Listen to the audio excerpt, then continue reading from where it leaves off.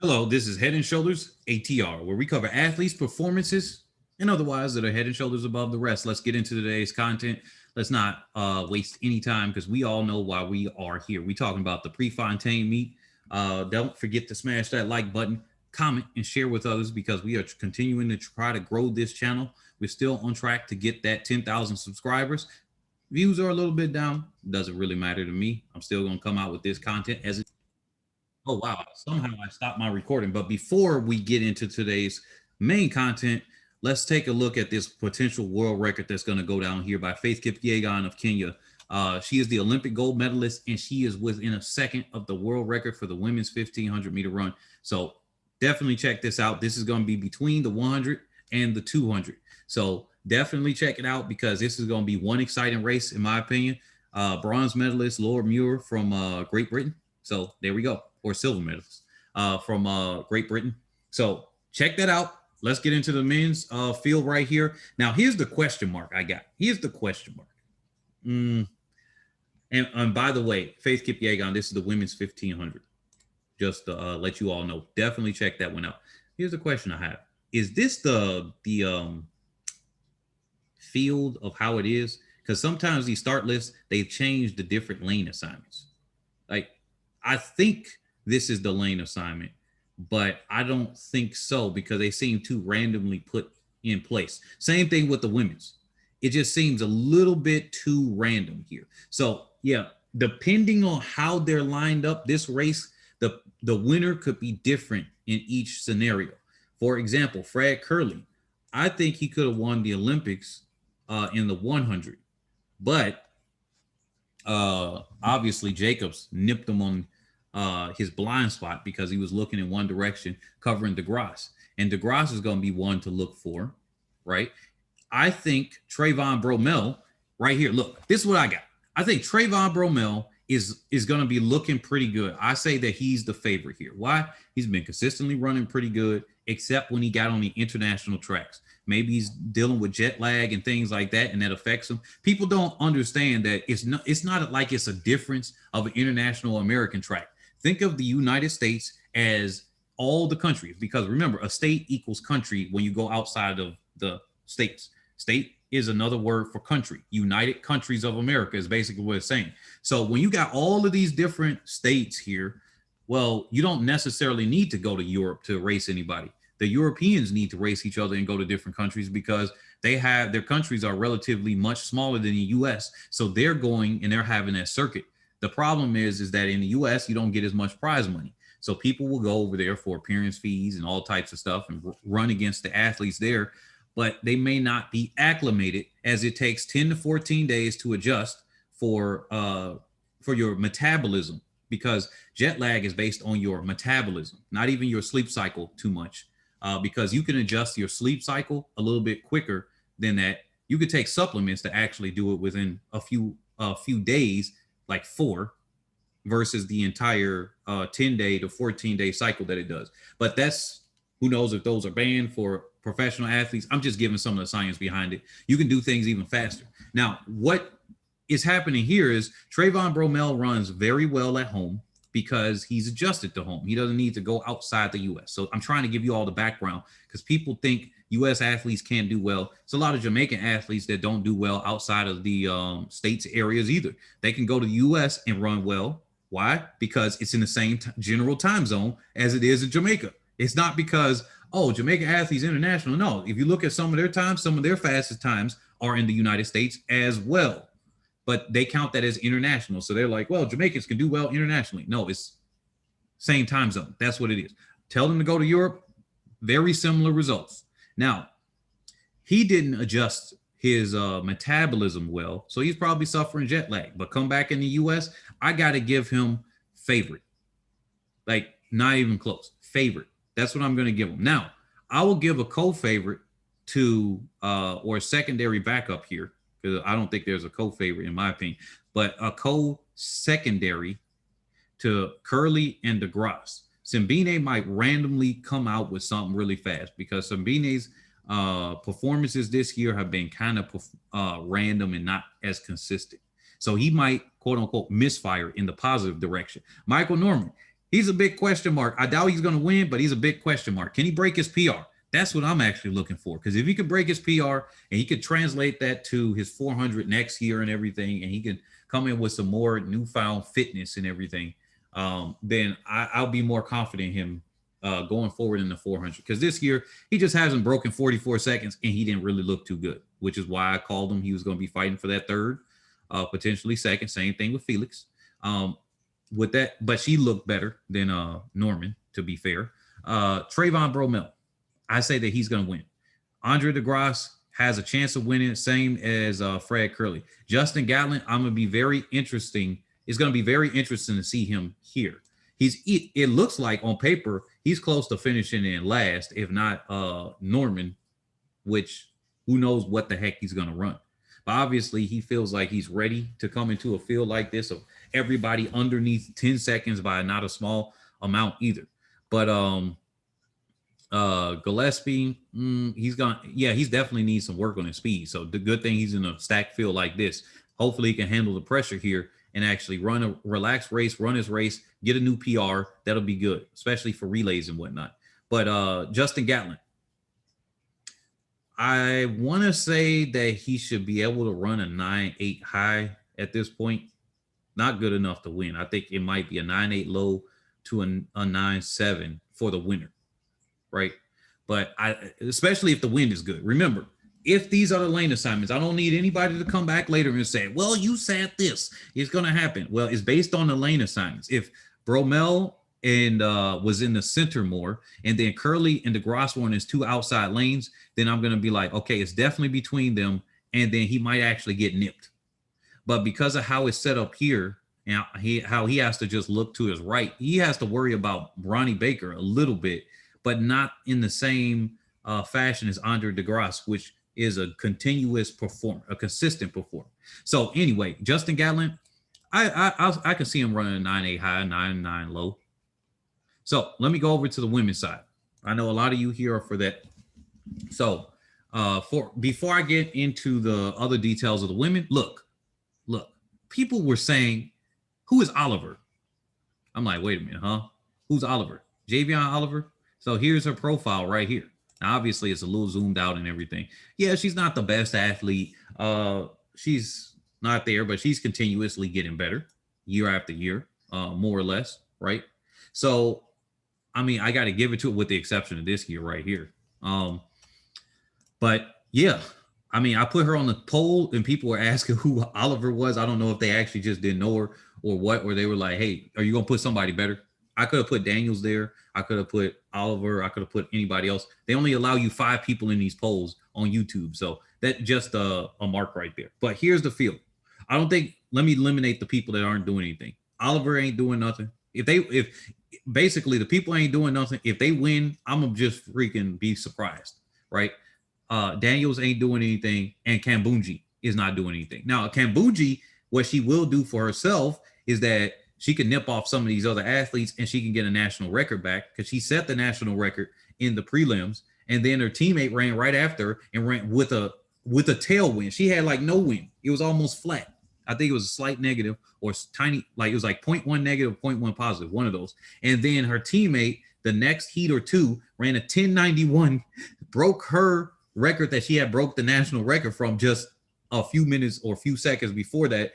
And she had a massive tailwind. It was like 1.3 or something like that. So Kambunji is probably going to be looking to get a new PR. Obviously, she wants to go in this race to win. Who doesn't? When they're at this high level, I'd be surprised if they don't come in looking to win, even if they think it's going to be unlikely. Now, Marie-Josee Talu, I think she could run faster than this 1078. Remember, she's the co-African record holder for all of Africa and the Ivory Coast because Ahore ran a 1078 as well. And in that race, she was running against a negative 0.3 headwind. Remember that. A negative 0.3 headwind. For the people that aren't familiar, which Richardson has brought in a lot of those people, so I do appreciate that. They were saying, well, I saw that Richardson ran a 1065. That is a good comment. If you were one of those people that did that, I want to applaud you for even mentioning that and not just calling somebody stupid or saying whatever. Because, and also, if you see these types of comments in the comment section, just, educate them. Don't have to beat them over the head, because sometimes I see videos, people are beating them over the head. Why are you doing it? They are obviously not as familiar with track and field and some of the rules. So they're seeing the times and they're confused. So you let them know. And here you go. What she did was she ran an illegal time. And so she ran if you run anything over a positive 2.0 tailwind, that means it's going to show a plus 2.0. And I'm going to give you a demonstration here. Then that time would be as illegal. Now you see this here. It says only regular. Now irregular wind reading means that it's not legal. Any of these times you see on this list don't count. Remember, Blessing Okabari. So you see this positive? Let me zoom in for you. And then I'm going to get back to our subject that matter. I just wanted to take a couple of seconds here just to let people know, right? You see this time right here? It's a plus 2.7. So that means this mark 263 didn't count. Here's sha'carri Richardson. She ran a 1064. She had a plus 2.6. Now I know some of you are saying, why didn't they just subtract the point whatever that's over, or 1 point whatever, and then just adjust the time so that time will count? That's not how things work in track and field. It makes logical sense for them to do that, but that's not how it works. So I just wanted to tell you all, because look, Elaine Thompson-Herah had a plus 3.6 headwind. When you see a plus, that means that's how much is behind them and pushing them. And every time you see a 1.0, every 1.0 plus that you see or negative potentially influences their time by 0.05. That means 5/100ths of a second on their time. So that means this place right here, the second zero after, let's just say that she would have had a 1080, a 1083, 1082, right? Instead of a 1076. But they won't adjust the time for something like that to a 2.0. And if you adjust it to a 0, then she's running closer to an 11, if anything, with this one. But hey, that's how it is. Now, if we went to, now that's just the wind legal times. I just wanted to take a second so we can educate people that are here, because that's important with this sport. We need to keep doing that. Now, when it comes out to sha'carri Richardson, she ran a 1072. Now, Talu did the opposite. She ran against the wind. That means the wind was in her face instead of at her back. So her time was actually a little bit faster than this, and she was looking around, and she was running relaxed. She kept looking 3-4 times, and then she eased up at the line. She said she was surprised that she ran that fast. If she can capture that here, I think with a neutral wind like she had almost before, she's probably running a 1073. Like that's exact same performance. In my opinion, I think she would have ran a 1073 because I'm subtracting the wind and her looking around. 1073, 1072, right there. If you get a positive wind behind her, she might be able to break the 10.7s. I think she has that within her. Now, that's just my opinion. How do I think the race is going to go down? One, I think a world record potential is going to happen here. Why? Not because of who exactly is in the field. No, because of who is in the field, not who else is in the field. Who is in the field? Elaine Thompson-Herah. She's in the shape of a century. Many people said that she should have been running this before. Now let's look at this, okay? Now, Elaine Thompson-Herah, I think, it's like I just woke up or something. It's like, I think that, remember, she ran against a 0.6 headwind. Now, let me give that demonstration to all the people that may not know. Let's go back to regular times, only regular. Now, let me zoom out just a little bit so I have some room on this page right here. Now, you see this? It's a negative instead of a plus. You see Shelly-Ann Fraser-Pryce ran with the plus. That means she got a boost, and instead she got hindered for Elaine Thompson-Herah right here. You see that? All right. Now, if you need me to go, just rewind the video. I don't want to keep harping on it. Now, with this, that means with a 0.0, she would have been 10.59, 10.58. She ran through the line. She might have knocked off another 100th of a second here, right? Maybe 200ths of a second at most. So she might have run a 1057, a 1058. I say fastest 1056 at that point, right? Running how she ran. I think she ran a little bit of a safe race. After looking at her race over and over, I think she was running based on Shelly-Ann Fraser-Pryce versus her own race plan. And then she tried to make a move or a quote unquote kick, as some of the distance athletes or maybe a 400 athlete would say. So she made a move a little bit halfway thugh the race on Shelly-Ann Fraser-Pryce to put the pressure on her. but I don't think that she was running her complete race, because if she was, then she might have moved earlier or something, because I think she held back on that start a little bit, in my opinion.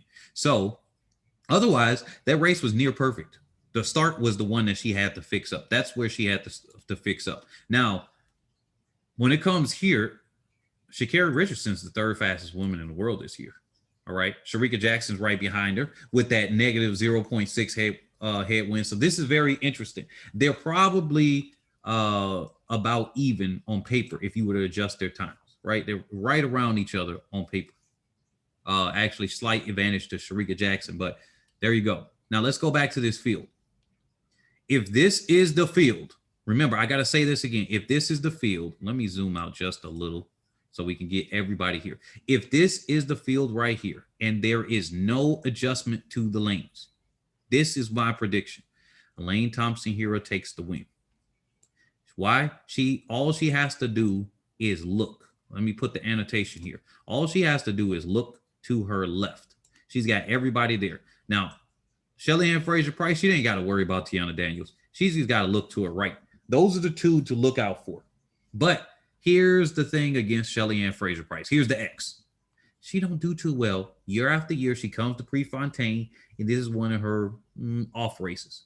Now, that's the stats. We only got to go by stats and analytics on our channel. I don't have no favoritism. I'm not a fan of any athlete at all. I'm not a fanatic. I don't get in my emotions or anything like that, other than I might have got disappointed by some stuff, especially Shericka Jackson, Randolph Ross.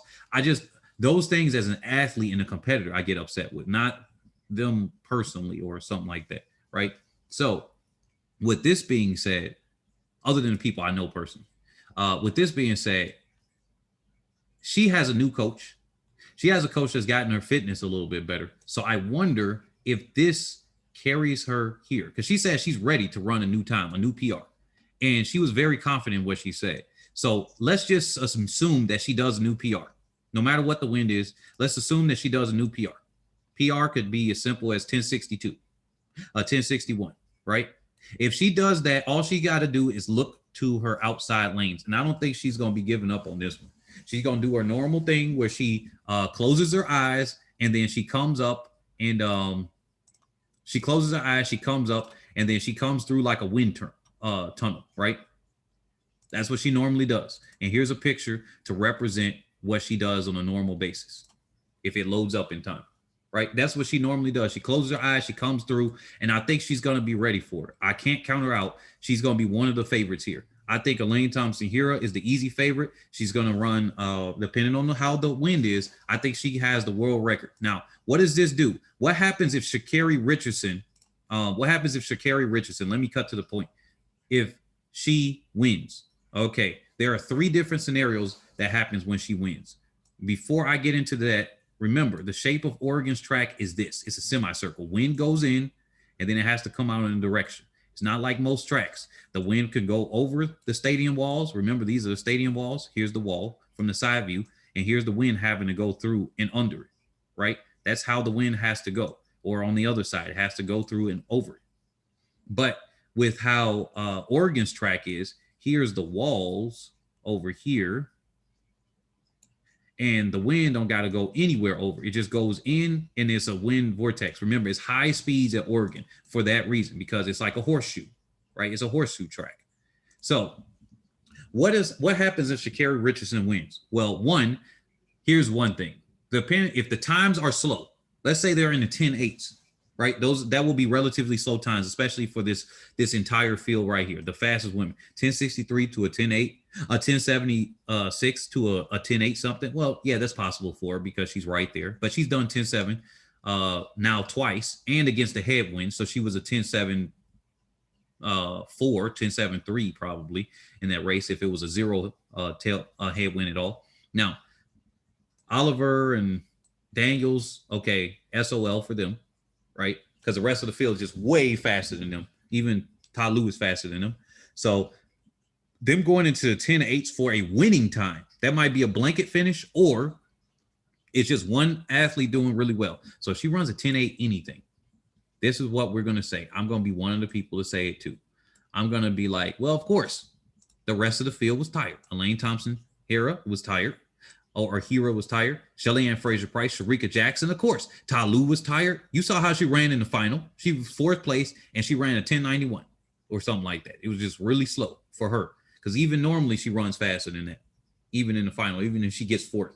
But I'm going to say all of these women, Kambunji was there too, all these women running all of the heats, the prelims, the 100s, the 200s, the 4x1s, they got freaking pounding in their legs.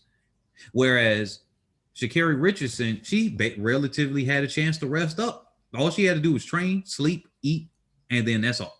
And go to her trainers and her mental health professional that are there, that all the athletes have, like the sports psychiatrists and stuff. All the athletes have that. This is not a joke about her at all. So don't take my words out of context, for real.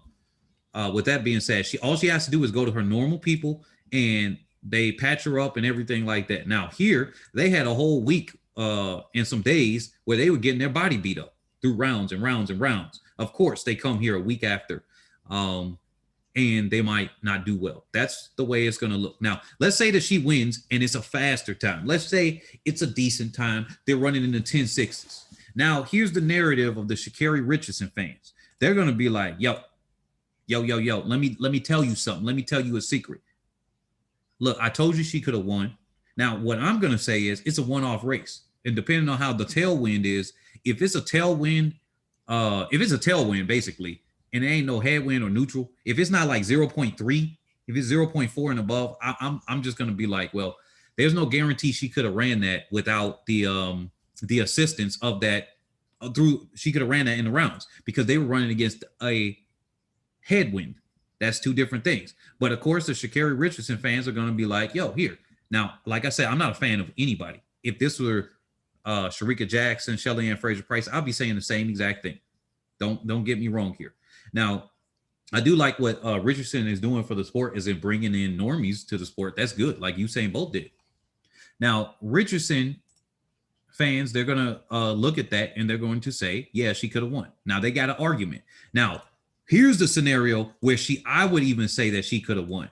Now, if the wind isn't extremely that good, let's just say, I will still say, if it's a 0.8 and then she runs a low 10.6, like a 10.61, and it looks like she may have eased up or something like that, then I got to say, okay, in the final, and then she wins and she beats everybody, and she's close enough to Elaine Thompson-Herah that I could give her, okay, if she was close to her in the final two, then I would say she might have been able to run her down and beat her, because she's close, not too close, but I mean, it's one lane difference. She could still see her in a peripheral vision. So yeah, and then she could look slightly to her. So with that being said, if she runs a 10.61 and the wind is relatively mild for a tailwind, if it's a massive tailwind, she runs a 1.3 and above, 1.0 and above, I just might just be like, I don't know. But if it's under a 1.0, I'll be saying that. Now, if she runs a 10.5 something, even with a 1.0 or above, I'm going to also say that she has a chance. Now, here's what's going to happen if she loses. Oh my goodness, the fallout. This is what's going to happen. If she loses, she's probably going to lose a couple of the fans, where they're going to be like, well, hey, if she lost here, she was going to lose in those rounds. That's the way I look at it. This is how I'm going to look at it, and how many of us are. If she loses here in a one-off race, and okay, she's got two scenarios if they lose. It's got to be, okay, this is the first scenario. They're going to be looking like this. Now, I understand that some of you are going to be confused by what I'm about to say, but the reason why they're going to look like this is because all of the other fan bases are going to pile up on sha'carri Richardson fans and berate them. Now, I don't suggest that at all. I just know how humans are. I can't control them on my channel or anything like that, much less do I want to. It's too much of a headache. But I know that the Shericka Jackson, Shelly-Ann Fraser-Pryce, Javion Oliver, and all of them, they're going to pile up on sha'carri Richardson fans, and they're going to be like, look, I told you she couldn't beat them. And the more people in between her and there, if she gets second place, I'm going to even defend, if she gets a second place, right, and it's not a slow time, then I'm going to have to just defend Richardson, right, because she did second place. I mean, that means she probably could have medaled at the Olympics. But if she gets third or fourth, the more people in front of her, the less likely it would have been that she would have medaled at the Olympics. And it was good that she smoked up the ganja, because then she got a chance to not embarrass herself potentially for all the trash talking she's done, all of the things that she's done, right? It gets her a whole year. There's no guarantee Elaine Thompson-Herah, Shelly-Ann Fraser-Pryce, or Jackson will have the fitness that they'll have next year. But as being younger than all of them, Richardson has a higher chance of bringing back her fitness more easily, at least next year than this year. So that's the thing. But they're going to be resuscitated on the ground just like this in this picture. Now, I'm just telling y'all what's happening. Don't shoot the messenger now. Don't shoot the messenger. I'm just reporting how things are. Okay? Now, y'all got to keep that in mind, right? So when you come back to this video, these are the things. Now, here's the second scenario if she loses, right? Now, that was a scenario if she loses and more athletes are in front of her. If she gets Elaine Thompson-Herah, that's kind of a given. Fastest woman in the world, fastest woman alive, right? Okay, we could give her a pass. If she gets blown out, and the rest of the field get blown out and she finishes in second, okay. Now, if Thompson-Herah, Jackson, Fraser-Pryce, Ta-Lou finishes in front of Richardson, remember, did you know that Richardson ran the Prefontaine meet before and she finished in 4th place and Ta-Lou beat her? Yeah, I don't think you all know that. Just like Shelly-Ann Fraser-Pryce in the past has classically not done well at the Prefontaine Classic after the season. But Richardson tried to do that and she still failed. So it's going to be a hard one. The more and more people that finish in front of her, the more they got ammo to, rightfully so, kind of be like, yo, fans, Richardson fans, chill out. Now, here's the second scenario where she has a pot to piss in.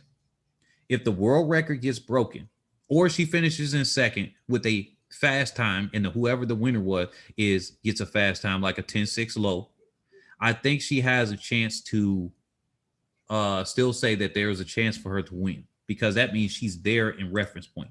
If she's able to be right here with Elaine Thompson-Herah, let's say all she does is repeat her time, the 1061, and then it was like a 1.3 tailwind. And then sha'carri Richardson was like a 1063 or 1062 or a 1061, but she lost by the thousands, right?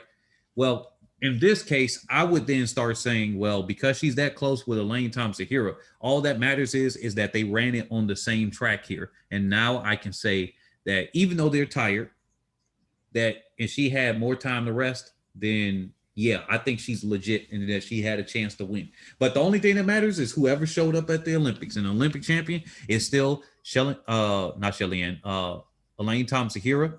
Shelly-Ann Fraser-Pryce is the world champion and now Olympic silver medalist, and Shericka Jackson is the bronze medalist. That you can't take that away from them. It's about who showed up, who ran legal times, who didn't get themselves kicked out, who didn't use performance enhancing drugs like, we'll see what happens with Okabare or anything like that. It's all about who were in the rules and showed up on the day. If you broke the rules, you got X'd out. That's all it is. So with that being said, I think Elaine Thompson-Herah gets first.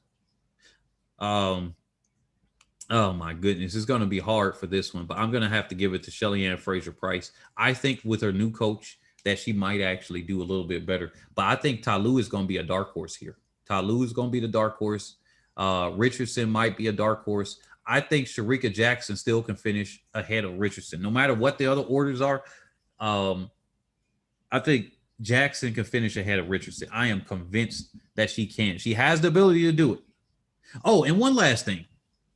The reason why I'm saying, because maybe some people cut it off already. Some of you guys don't last through the videos. Play it on 2x speed, man. Elaine Thompson-Herah has the fastest top end speed of any female athlete ever, including the world record holder Flojo. Did you guys know that? She has the fastest top end speed. And when I looked at her race was nearly perfect, except I think at her start, she was a little bit hesitant and she let that go out for 30 plus meters, a little bit over 30 meters. She let that carry her right there. She was being very careful or anxious. From the way I looked at the race, I kept looking over and over and over. And I'm like, yeah, it looked like she could have done this start a lot better. She held back a little bit and then she put on the boosters.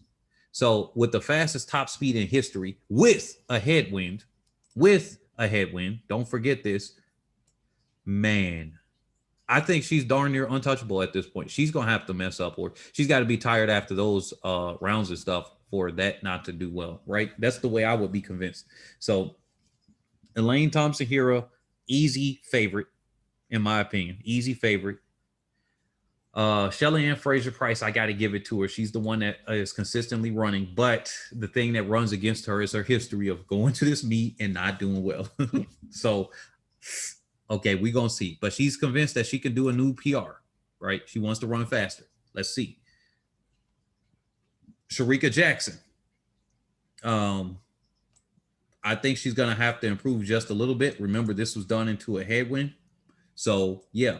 Richardson, I think that she can run in the 10.6s. I think 10.6 high, 10.6 mid is where we got to see her at, especially with a decent tailwind.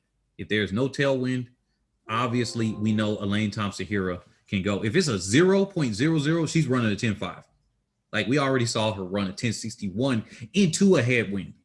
So there's no doubt in my mind. She's already a neutral headwind and tailwind is going to get her a 10 and 10.5.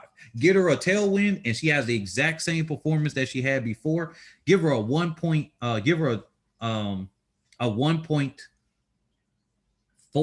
to 1.3, 1.4. And I think that she's got close to the world record if it's the exact same performance. She's going to have to improve and lean at the line because remember, a 1.0 improvement is basically like saying, hey, approximately knocking off or adding 5 100ths of a second.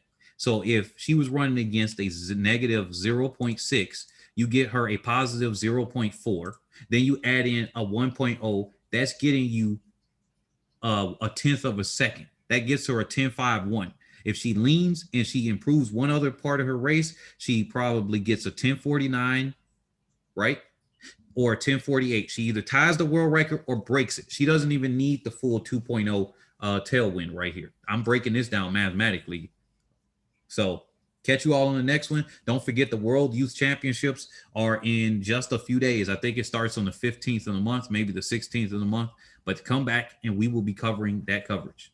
And also talking about a track and field league about how to get these athletes paid.